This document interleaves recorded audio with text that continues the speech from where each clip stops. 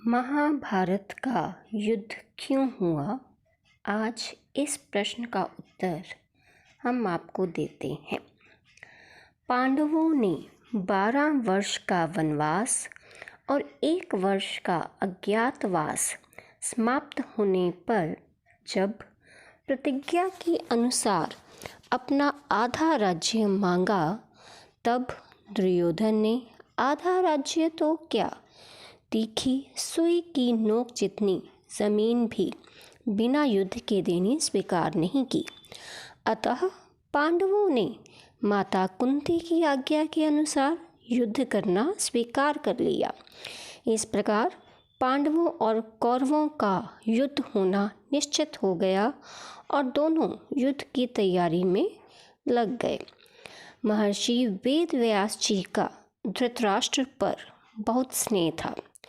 उस स्नेह के कारण उन्होंने धृतराष्ट्र के पास आकर कहा कि युद्ध होना और उसमें क्षत्रियों का महान संहार होना अवश्यंभावी है। इसे कोई नहीं टाल सकता। यदि तुम युद्ध देखना चाहते हो तो मैं तुम्हें दिव्य दृष्टि दे सकता हूँ, जिससे तुम यहीं बैठे बैठे युद्ध को अच्छी तरह से देख सकते हो।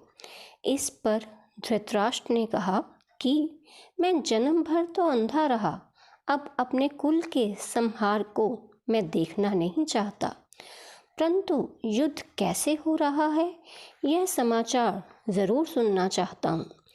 तब व्यास जी ने कहा कि मैं संजय को दिव्य दृष्टि देता हूँ, जिससे यह संपूर्ण युद्ध को, संपूर्ण घटनाओं को, सैनिकों के मन में आई हुई बातों को भी जान लेगा, सुन लेगा, देख लेगा और सब बातें तुम्हें सुना भी देगा। तो ऐसा कहकर व्यास जी ने संजय को दिव्य दृष्टि प्रदान की। निश्चित समय के अनुसार कुरुक्षेत्र में युद्ध आरंभ हुआ। 10 दिन तक संजय युद्ध स्थल में ही रहे। जब पितामह भीष्म बाणों के द्वारा रथ से गिरा दिए गए, तब संजय ने हस्तिनापुर में आकर धृतराष्ट्र को यह समाचार सुनाया। इस समाचार को सुनकर धृतराष्ट्र को बहुत दुख हुआ और वे विलाप करने लगे। फिर उन्होंने संजय से युद्ध का सारा वृत्तांत सुनाने के लिए कहा।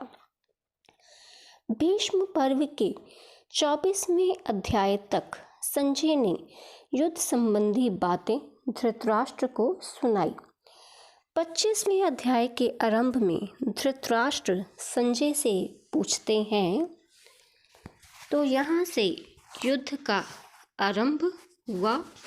इसीलिए युद्ध आरंभ हुआ क्योंकि कौरवों ने पांडवों को राज्य देने से इनकार कर दिया।